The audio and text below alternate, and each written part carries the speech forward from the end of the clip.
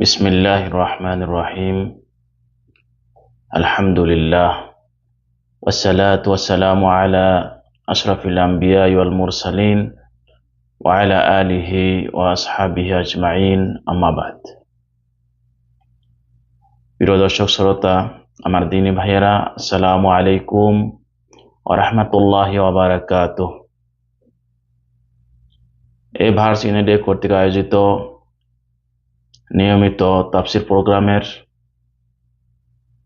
17তম পর্বে আপনাদের সবাইকে অভিনন্দন জানাচ্ছি। আল্লাহ তাআলার কাছে তৌফিক কামনা করছি, আল্লাহ তাআলা যেন আমাদেরকে এই প্রোগ্রাম চালু রাখার তৌফিক দান করেন। আজকের আপনাদের খেদমতে সূরাতুল বাকারা এর 40 থেকে 46 নম্বর আয়াত পর্যন্ত আমরা তেলাওয়াত এবং তাফসির দেখার বলার চেষ্টা করব, আর দেখব আল্লাহ রাব্বুল আলামিন আমাদের উদ্দেশ্যে এই 7টি আয়াতে কি মেসেজ রেখেছেন, কি পাথেয় রেখেছেন ইনশাআল্লাহ। আর এই 7টি আয়াতের মূল আলোচ্য বিষয় হল বনী ইসরাইলের প্রতি আল্লাহ তাআলার 10 নির্দেশনা। এখানে আরো যে বিষয়গুলো ফুটে উঠবে সেটা হলো ইহুদি খ্রিস্টান কয়টি পদ্ধতি অবলম্বন করে তাদের তাওরাত ও ইনজিলকে বিকৃতি করেছিল। 2 নম্বর হলো বনী ইসরাইলের প্রতি আল্লাহ তাআলা কয়টি নিয়ামত প্রদান করেছেন। এবং 3 নম্বর আরেকটি বিষয় থাকবে আজকের আলোচনায়, সেটা হলো খাশিউন কাকে বলে। তো আল্লাহ তাআলার পরিভাষায় খাশিউন মুত্তাকি কারা, এই বিষয়গুলো সম্পর্কে আল্লাহ রাব্বুল আলামিন এই 7টি আয়াতে আলোচনা করবেন।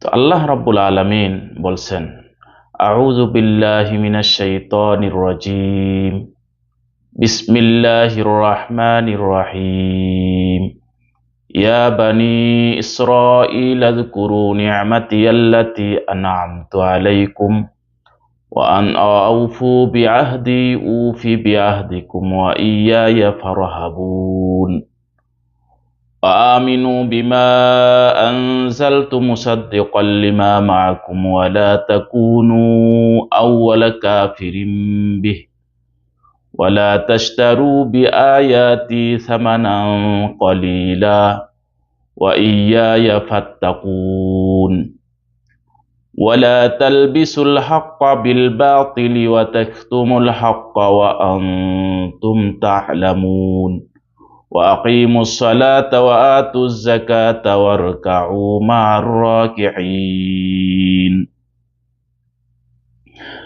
أتأمرون الناس بالبر وتنسون أنفسكم وأنتم تتلون الكتاب أفلا تعقلون واستعينوا بالصبر والصلاة وإنها لكبيرة إلا على الخاشعين الذين يظنون أنهم ملاقو ربهم وأنهم إليه راجعون।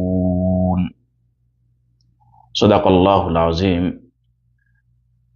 আয়াতগুলির সরল অনুবাদ হলো, ইয়া বানি ইসরাঈল, হে বানি ইসরাঈল, উযকুরু, তোমরা স্মরণ করো, নি'মাতি, আমার সে নিয়ামতের কথা, আন'আমতু, যা আমি দিয়েছি, আলাইকুম, তোমাদেরকে, ওয়াউফু, পূর্ণ করো, বিআহদি, আমার ওয়াদা, উফি, তাহলে আমি পূর্ণ করব, বিআহদিকুম, তোমাদের ওয়াদা, এবং ওয়া ইয়্যায়া, এবং একমাত্র আমাকে, ফারহাবুন, তোমরা ভয় করো, ওয়া আমিনু, এবং ঈমান আনো, বিমা আনজালতু, যা আমি অবতীর্ণ করেছি, মুসাদ্দিকান, সত্যায়নকারী হিসাবে, লিমা মাআকুম, তোমাদের সাথে যা রয়েছে তার, ওয়ালা তাকুনু, আর তোমরা হয়ো না আউওয়ালা কাফিরিম বিহ, প্রথম কাফির।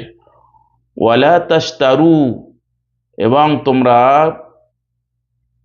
ক্রয় বিক্রয় করো না, তোমরা বিক্রয় করো না বিআয়াতি, আমার আয়াত সমূহকে সামানান কলিলা, সামান্য মূল্যের বিনিময়ে। ওয়াইয়া ফাত্তাকুন, তোমরা কেবল আমাকেই ভয় করো। ওয়ালা তালবিসু, তোমরা মিশ্রণ করো না আল হাক্কা, সত্যকে, বিল বাতিল, বাতিলের সাথে। ওয়াতাকতুমুল হাক্কা, এবং লুকিয়ে রেখো না সত্যকে। ওয়া আনতুম তা'লামুন, তোমরা জেনে বুঝে। ওয়া আকিমুস সালাতা, তোমরা সালাত কায়েম করো। ওয়া আতুজ যাকাতা, যাকাত আদায় করো।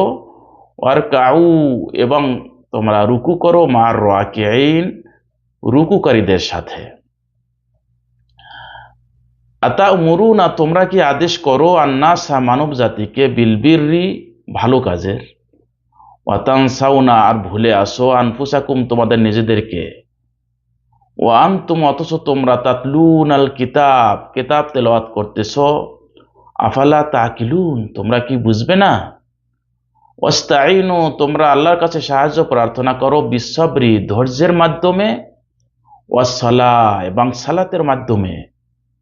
ওয়া ইন্নাহা, নিশ্চয়ই এটা, লাকাবীরাতুন, কঠিন কাজ। ইল্লা আলাল খাশিঈন, তবে যারা মুত্তাকি, আল্লাহ ভীরু, তাদের জন্য মোটেই কঠিন কাজ নয়। আল্লাযীনা, আর খাশিউন হলো তারা যারা, ইয়াজুন্নুন, যারা বিশ্বাস করে, আন্নাহুম, তারা, মুলাকু, অচিরে সাক্ষাৎ করবে, সামনাসামনি হবে, রব্বিহিম, তাদের মালিকের। ও আন্নাহুম, এবং তারা আরো বিশ্বাস করে যে তাদেরকে, ইলাইহি রাজিউন, তাদের রবের কাছেই ফিরে যেতে হবে। তো এটা ছিল আয়াতাবলীর এই 7টি আয়াতের সরল অনুবাদ এবং শব্দার্থ। এখানে ইয়া বানি ইসরাইল, ইসরাইল দ্বারা উদ্দেশ্য কি? ইসরাইল দ্বারা উদ্দেশ্য হলো ইয়াকুব আলাইসাল্লাম। ইয়াকুব আলাইসাল্লামের আরেক নাম ছিল ইসরাইল, অর্থাৎ আব্দুল্লাহ। সুরিয়ানি ভাষায় ইসরা, ইসরা অর্থ আব্দুন, আর ইল আল্লাহ। এটা দ্বারা আব্দুল্লাহ, আব্দুল্লাহ দ্বারা হযরত ইয়াকুব আলাইসাল্লামকে বোঝানো হয়েছে। এখানে বানি ইসরাইল দ্বারা ইয়াকুব আলাইসাল্লামের যে বংশধর, তাদেরকে বোঝানো হয়েছে। এরপরে বলা হয়েছে নিয়ামাতি, উযকুরু নিয়ামাতি, তোমরা আমার নিয়ামতের কথা স্মরণ করো। এখানে নিয়ামাতি, নিয়ামত দ্বারা আল্লাহ রাব্বুল আলামিন বনি ইসরাইলকে অনেক নিয়ামত দিয়েছেন। এই সারা পৃথিবীতে যত বংশ এসেছে, যত জাতি এসেছে, সবচেয়ে বেশি নবী রাসূল প্রেরণ করেছেন আল্লাহ তাআলা বনি ইসরাইলদের মাঝে। আর অন্য অনেক সুযোগ সুবিধা, নিয়ামত যে এটাও বেশি দিয়েছেন সবচেয়ে এই বনি ইসরাইলকে। তো কোরআনে আল্লাহ রাব্বুল আলামিন মোট 10টি নিয়ামতের কথা বলেছেন। এখানে নিয়ামাতি, এই আল্লাহ আমার নিয়ামত, এটার দ্বারা ওই 10টি নিয়ামতের প্রতি আল্লাহ রাব্বুল আলামিন ইঙ্গিত দিয়েছেন। আউফু বিআহদি, আর তোমরা আমার অঙ্গীকারকে পূর্ণ করো। এখানে আমার অঙ্গীকার দ্বারা উদ্দেশ্য, দুইটা উদ্দেশ্য হতে পারে। এক নম্বর হলো, রুহের জগতে আল্লাহ রাব্বুল আলামিন সকল সৃষ্টি থেকে, মানব জাতি থেকে যে একটা ওয়াদা নিয়েছিলেন, সে ওয়াদার প্রতি ইঙ্গিত দিয়েছেন। আলাস্তু বিরব্বিকুম ক্বালু বালা, এগুলো একটা মত। 2 নম্বর হলো, ওয়াদা দ্বারা বোঝানো হয়েছে সকল নবী রাসূল থেকে, তাদের উম্মাত থেকে আল্লাহ ওয়াদা নিয়েছেন শেষ জমানায় একজন রাসূল হবে মুহাম্মদ নামে, তিনি যখন আগমন করবেন সকলে যেন তাকে সহযোগিতা করে, তার প্রতি ঈমান আনে, এই মর্মে একটা ওয়াদা নিয়েছিলেন আল্লাহ। ওয়াইজা আখাযাল্লাহু মিসাকাল লাযিনা, ওয়াইজা আখাযাল্লাহু মিসাকান নাবিয়িনা লামা আতাইতুকুম মিন কিতাবিন ওয়া হিকমাতিন সুম্মা জাআকুম রাসূলুম। এই আয়াতের মাধ্যমে আল্লাহ রাব্বুল আলামিন সকল নবী রাসূল পূর্ববর্তী উম্মাত থেকে এই মর্মে অঙ্গীকার নিয়েছেন যে শেষ জমানায় যখন মুহাম্মদ আসবে, তখন তাদের নিজস্ব সবকিছু বাদ দিয়ে তাকে সহযোগিতা করবে, তার প্রতি ঈমান আনবে। এই অঙ্গীকারে বোঝানো হয়েছে। উফি বিআহদিকুম, বিআহদিকুম, তোমাদের অঙ্গীকারকেও আমি পূর্ণ করব। এখানে তোমাদের অঙ্গীকার দ্বারা বোঝানো হয়েছে আল্লাহ রাব্বুল আলামিনের ওয়াদা হলো, যদি আল্লাহ তাআলার অঙ্গীকারকে পূর্ণ করে তখন আল্লাহ রাব্বুল আলামিন তাকে পুরস্কার দিবেন, জান্নাত দিবেন। এই ওয়াদাকে বোঝানো হয়েছে। ওয়া আমিনু বিমা আনজালতু মুসাদ্দিকাল লিমা মাআকুম। এখানে বিমা আনজালতু মুসাদ্দিকাল বিমা আনজালতু, যা আমি অবতীর্ণ করেছি, এখানে যা অবতীর্ণ করেছি দ্বারা কোরআনকে বোঝানো হয়েছে। অর্থাৎ বনী ইসরাঈলরা যখন কোরআনকে অস্বীকার করেছে, তখন আল্লাহ রাব্বুল আলামিন এই আয়াত দিয়েছেন, তোমরা কোরআনকে অস্বীকার করছো কেন? তো এই কোরআন হলো, আর আল্লাহ নির্দেশ দিয়েছেন এই কোরআনকেও তোমরা কি করো, তোমরা এই কোরআনকেও তোমরা বিশ্বাস করো, কোরআনের প্রতি তোমরা ইমান স্থাপন করো, বিশ্বাস স্থাপন করো। এখানে বিমা আনজালতু, যা আমি অবতীর্ণ করেছি সেটাকে বিশ্বাস স্থাপন করো, তার মানে কোরআন বোঝানো হয়েছে। মুসাদ্দিকাল লিমা মাআকুম, লিমা মাআকুম তোমাদের সাথে যা রয়েছে সেটার সত্যায়নকারী হলো এই কোরআন। এখানে সেটা লিমা মাআকুম তোমাদের সাথে যা রয়েছে সেটার দ্বারা উদ্দেশ্য হলো তাওরাত। ওয়ালা তাকুনু আউওয়ালা কাফিরিন বিহ ওয়ালা তাশতারু বিআয়াতি সামানান কলিলা ওয়া ইয়া ফাত্তাকুন। বিআয়াতি, তোমরা বিক্রয় করো না আমার আয়াতাবলীকে। এখানে আমার আয়াত দ্বারা বোঝানো হয়েছে কোরআন অথবা তাওরাতকে। আল্লাহ রাব্বুল আলামিন নিষেধ করেছেন যে কোরআন তাওরাত এগুলোকে বিধান বিকৃতি, মানে সামান্য কিছু হাদিয়া মাধ্যমে কোরআন বিকৃতি করা থেকে আল্লাহ তাআলা নিষেধ করেছেন। তো এখানে আল্লাহ রাব্বুল আলামিন প্রথম আয়াতে বলেছেন 3টা নির্দেশনার কথা। আল্লাহ তাআলা বনী ইসরাঈলদের প্রতি মোট 10টা নির্দেশনা দিয়েছেন। প্রথম আয়াতে ইয়া বানী ইসরাঈল আযকুরু নিয়ামাতি, আমার নিয়ামতের কথা স্মরণ করো। এখানে আল্লাহ রাব্বুল আলামিন এর 1 নম্বর নির্দেশনা হলো বনী ইসরাঈলদের প্রতি যে তোমরা আমার নিয়ামতের কথা, আল্লাহর নিয়ামতের কথা স্মরণ করে কৃতজ্ঞতা পোষণ করা, আল্লাহর প্রতি অনুগত হওয়া। 2 নম্বর হলো ওয়া আউফু বিআহদি উফি বিআহদিকুম, তোমরা আমার অঙ্গীকার, আমার ওয়াদাকে রক্ষা করো, আমিও তোমাদের প্রতি আমার ওয়াদাকে রক্ষা করব। এর দ্বারা আল্লাহ রাব্বুল আলামিন ওয়াদা পূরণের নির্দেশ দিয়েছেন।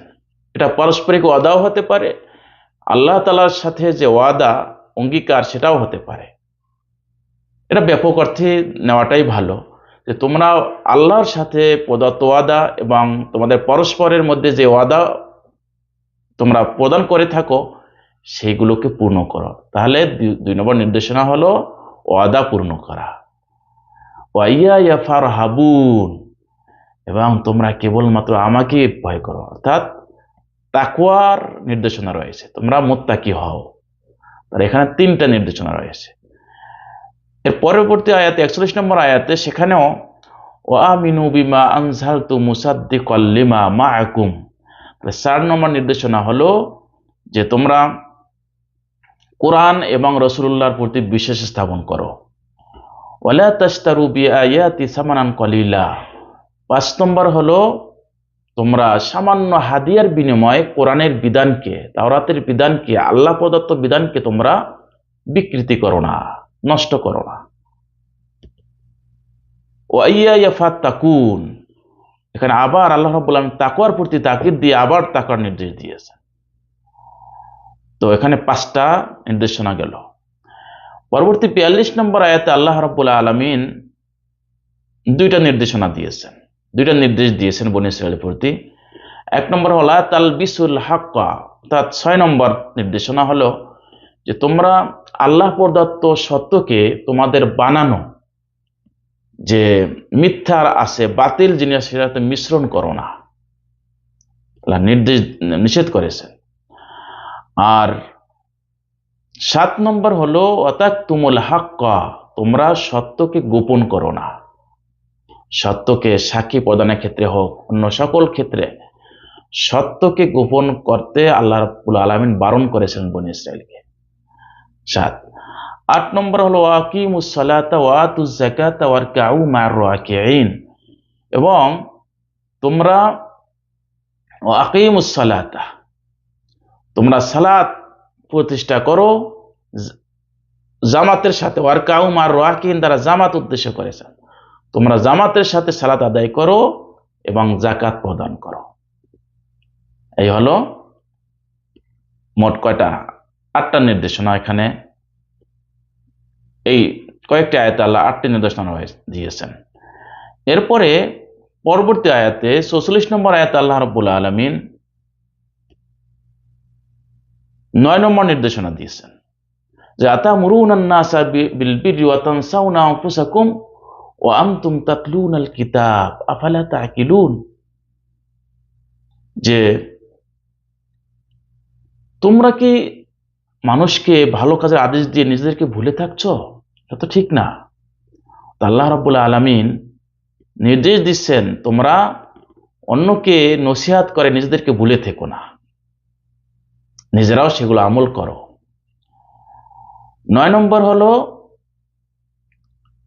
তোমরা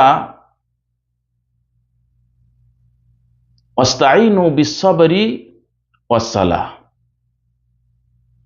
তোমরা সালাতের মাধ্যমে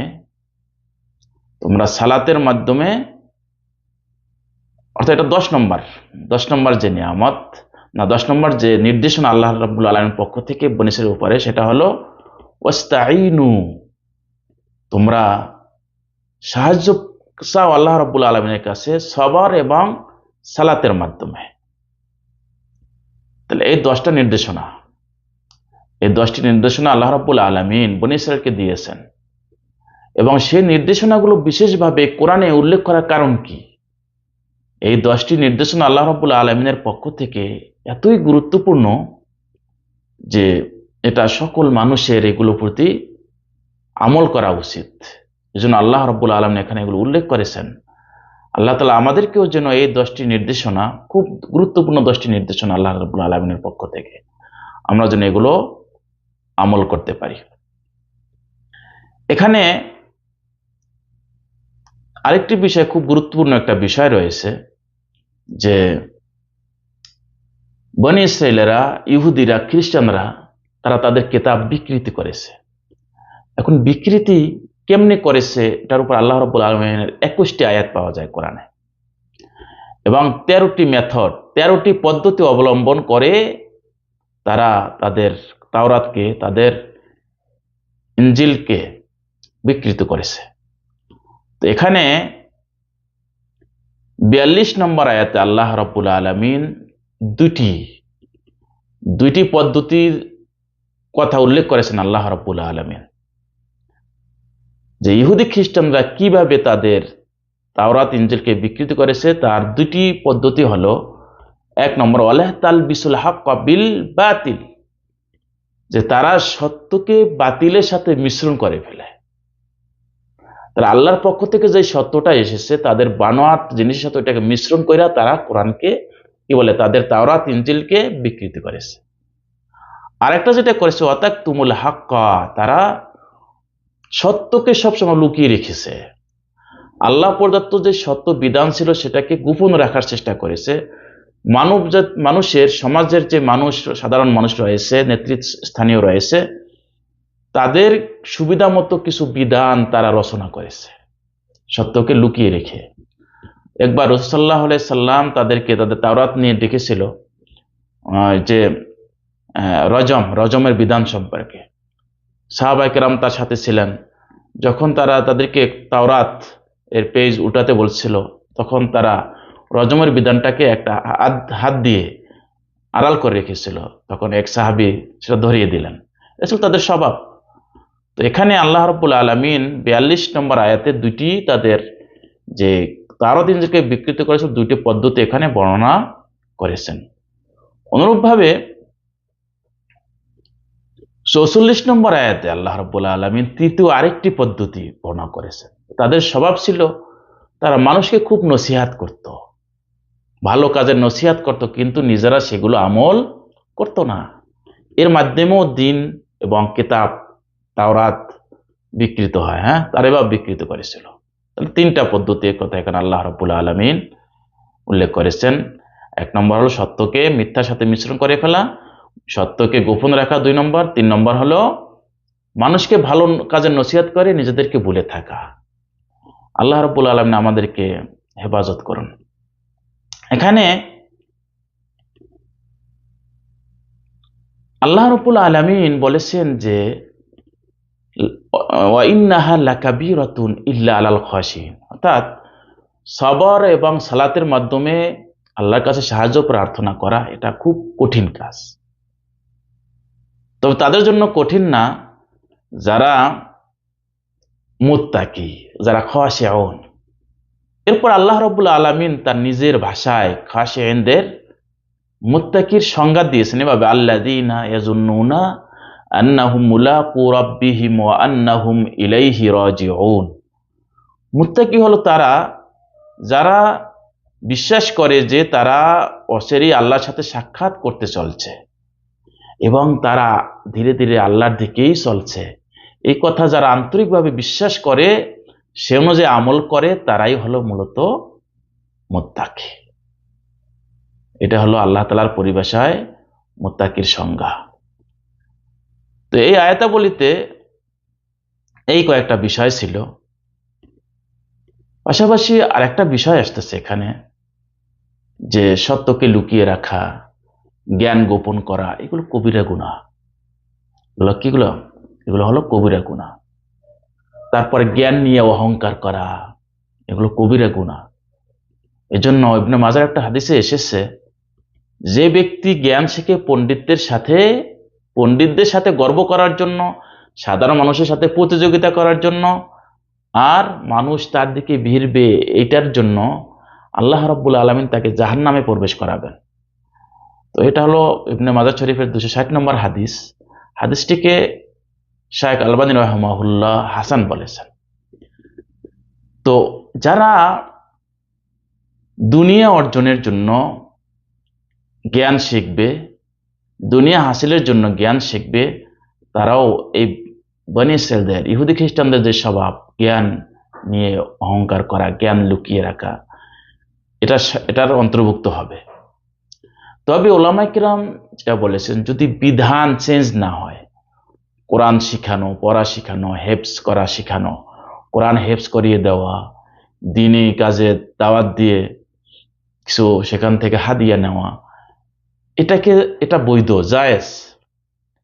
তবে এখানে যেটা হারাম, যেটা মানে বনী ইসরাঈলদের স্বভাব ছিল জ্ঞান লুকিয়ে রাখা, সত্য লুকিয়ে রাখা, সত্যকে বাতিলের সাথে মিশ্রণ করা, আল্লাহর বিধানকে পরিবর্তন করে ফেলা, এই ধরনের এই কাজগুলো হলো হারাম, এগুলো কবিরা গুনাহ, এগুলো করা যাবে না।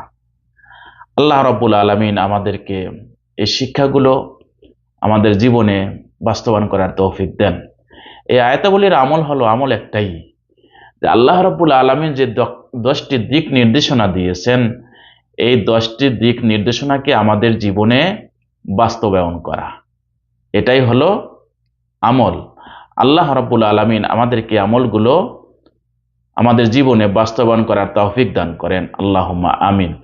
তো এই 10টা দিক নির্দেশনাকে আমি আবারও স্মরণ করিয়ে দিচ্ছি, যেন আমরা সুন্দরভাবে এটা আমাদের জীবনে বাস্তবায়ন করতে পারি। 1 নম্বর হলো আল্লাহর নিয়ামতের কথা স্মরণ করে আল্লাহর প্রতি কৃতজ্ঞতা পোষণ করা, তার অনুগত হওয়া।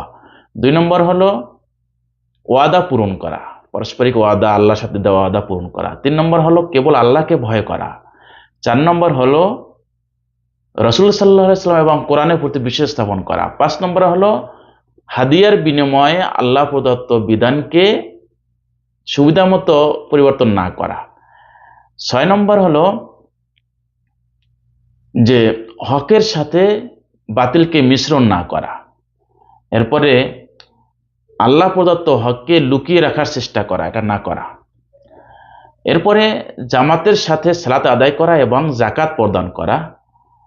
এরপরে 9 নম্বর হলো অন্যকে নসিহত করে নিজেকে ভুলে না থাকা। 10 নম্বর হলো সালাত এবং ধৈর্যের মাধ্যমে আল্লাহর কাছে তৌফিক বা সাহায্য প্রার্থনা করা। আল্লাহ রাব্বুল আলামিন আমাদেরকে এই যে 10টা নসিহত, আল্লাহ তাআলার পক্ষ থেকে দিক নির্দেশনা, এগুলো আমল করার তৌফিক দেন। সুবহানাকাল্লাহুম্মা বিহামদিকা আশহাদু আল্লা ইলাহা ইল্লা আন্ত আস্তাগফিরুকা ওয়া আতুবু ইলাইক। আসসালামু আলাইকুম ওয়া রাহমাতুল্লাহি ওয়া বারাকাতুহু। A words in a day.